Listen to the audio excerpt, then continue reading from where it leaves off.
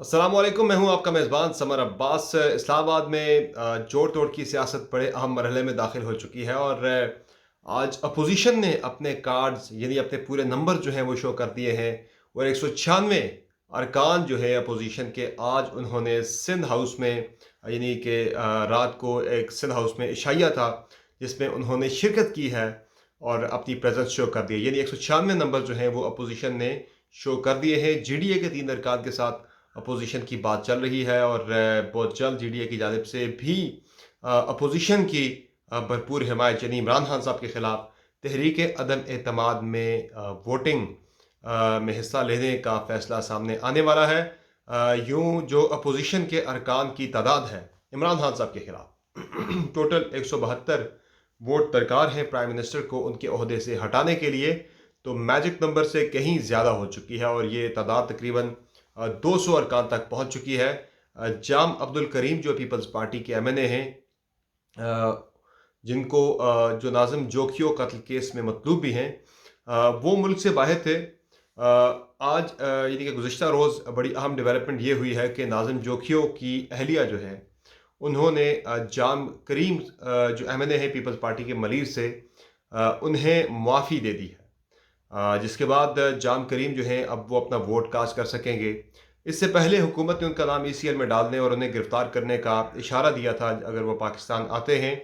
हालांकि जाम करीम ने Sindh high court से अबूरी ज़मानत जो है वो करवा रखी है, प्रोटेक्टिव बेल हिफाजती ज़मानत करवा रखी है 10 रोज़ के लिए। लेकिन गवर्नमेंट का ये प्लान था कि वापसी पे उन्हें हम गिरफ्तार कर लेंगे। इस तरह से अगर टोटल देखा जाए तो ये 200 के करीब पहुंच चुका है अपोजिशन का नंबर और गवर्नमेंट का जो नंबर है वो तकरीबन 142 तक कम होकर 142 तक पहुंच चुका है।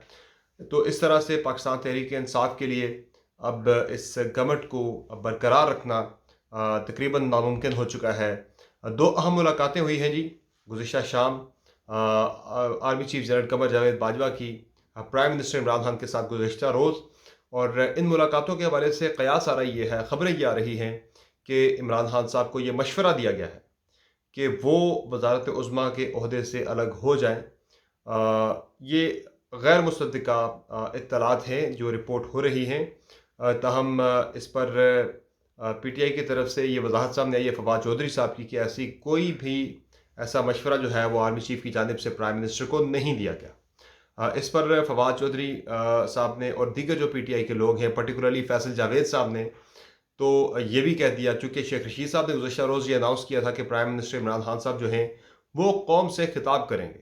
लेकिन इस पर फिर आर्मी चीफ की मुलाकात के बाद इमरान खान साहब का कौम से खिताब जो है वो मौखर हो गया, मुलतवी हो गया। उसका इरादा जो है वो खान साहब ने तब्दील कर दिया। इस पर फैसल जावेद साहब ने ये कहा, ये दावा किया कि खान साहब ने अहम मुलाकातों की वजह से कौम से खिताब मौखर किया है और जल्द कौम को बड़ी खुशखबरी मिलने वाली है। अब जो बड़ी खुशखबरी की वो बात कर रहे थे, क्या वो इन मुलाकातों के साथ जुड़ी है? ऑब्वियसली वो इशारा इन्हीं अहम मुलाकातों की तरफ कर रहे थे जो इमरान खान साहब की army chief general Qamar Javed Bajwa के साथ हुई हैं। और एक मुलाकात में DG ISI lieutenant general Nadeem Anjum भी मौजूद थे। आर्मी चीफ ने इंटरेस्टिंगली सेम डे विज़िट किया है पिशावर कोर का, जो 11 कोर है उसका विज़िट भी किया है, जहां जनरल फैज़ हमीद जिस कोर की सरबराही कर रहे हैं। और ओवरऑल जो ऑपरेशनल प्रिपेयर्डनेस है, जो तैयारियां हैं कोर की ओवरऑल, उनका जायज़ा लिया, बातचीत हुई। इस मुलाकात को भी लोग बहुत जगहों पे जोड़ रहे हैं, बहुत जगहों पे कनेक्ट कर रहे हैं। चूँकि जो लड़ाई है ऑब्वियसली वो स्टार्ट हुई थी जनरल फैज़ हमीद साहब के हवाले से कि उन्हें प्राइम मिनिस्टर बनने से रोकने के हवाले से बातें हो रही थी कि पीपल्स पार्टी नून लीग जो है वो बिल्कुल भी नहीं चाहती कि जनरल फैज़ हमीद साहब आर्मी चीफ बने अगले। इस हवाले से खान साहब की जो है मर्ज़ी, उनका इरादा बड़ा वाज़े हो चुका था चूँकि कि वो इन्हीं को अगला आर्मी चीफ बनाना चाहते हैं। अब ये लड़ाई तो चल रही है, चलती रही। इसमें फ़ौज के बारे में आया कि फ़ौज भी जो है वो भी नहीं चाहती, जनरल बाजवा भी नहीं चाहते कि जनरल फैज़ हमीद आर्मी चीफ बने। लेकिन इदारे ने अब तक मुकम्मल न्यूट्रलिटी शो की है। ये न्यूट्रलिटी ही थी इदारे की कि अपोजिशन तगड़ी हो गई। वो थी तगड़ी लेकिन किसी वजह से वो हमें कमज़ोर दिखाई दे रही थी पिछले 3.5 साल से। لیکن جو ہی چیزیں کچھ بدلی ہیں تو اپوزیشن جو ہے وہ دوبارہ سے اسٹرانگ ہو گئی۔ ظاہر ہے وہ چیزیں بدلنا یہی ہے کہ ادارے نیوٹرل ہو گئے۔ جو خان صاحب کو ان کی سپورٹ حاصل تھی، جو آئینی ذمہ داریاں ہیں ان سے ہٹ کے، تو وہ سپورٹ جو ہے وہ وڈرا ہو گئی، جس کے بعد خان صاحب انتہائی مشکل صورتحال سے دو چار ہو گئے۔ اب ہونے یہ جا رہا ہے ناظرین کہ آج جو قومی اسمبلی کا اجلاس ہونا ہے وہ بڑا امپورٹنٹ ہے۔ اس میں تحریک عدم اعتماد جو کہ پچھلے اجلاس میں پیش کی گئی تھی سوموار کے روز، اس تحریک پر ووٹنگ تو نہیں ہوگی، لیکن اس تحریک پر بحث ہوگی، اور بڑی گرما گرم بحث جو ہے وہ اسمبلی کے اندر متوقع ہے، بڑا گرما گرم اجلاس سے متوقع ہے۔ اور یہ تجویز بھی زیر غور ہے کہ نیشنل اسمبلی کا نیشنل اسمبلی کا ان کیمرہ اجلاس بلایا جائے، جہاں جو دھمکی آمیز خط ہے جو وزارت خارجہ کو موصول ہوا 7 مارچ کو، اس خط کے حوالے سے جو پارلیمانی لیڈرز ہیں مختلف پولیٹیکل پارٹیز کے، جو ارکان پارلیمنٹ ہیں، انہیں اعتماد میں لیا جائے۔ اب اس خط کے حوالے سے جو اہم چیزیں اب تک سامنے آ چکی ہیں وہ بڑی انٹرسٹنگ ہیں۔ خط جو ہے وہ کسی ملک کے سربراہ نے یا وزیر خارجہ نے نہیں لکھا پاکستان کے وزیر خارجہ کو، بلکہ یہ خط جو ہے یہ ہمارے ہی ایک ملک میں ایمبیسڈر نے یہ خط لکھا ہے وزارت خارجہ کو۔ اب اس خط کے کانٹینٹس کے حوالے سے جو آج بتایا گیا سینئر صحافیوں کو، اس میں یہ بتایا گیا کہ اس خط میں جو عمران خان صاحب کی گورنمنٹ کو ہٹائے جانے کے حوالے سے کچھ چیزیں ہیں، ملک کی جانب سے کچھ دھمکی آمیز زبان ہے، اور خان صاحب نے ایک موقع پر یہ بھی کہا صحافیوں کو کہ یہ باتیں تو جو یہاں پہ لکھی ہیں، لیکن جو ملاقات ہوئی ہے ہمارے سفیر کی اس ملک کے ایک سینئر ڈپلومیٹ کے ساتھ، ان کے ایک ملک کے اہم ان کے ایک حکام کے ساتھ، تو اس ملاقات میں پاکستان سے متعلق انتہائی ہارش لینگویج یوز کی گئی ہے، بہت سخت زبان استعمال کی گئی ہے۔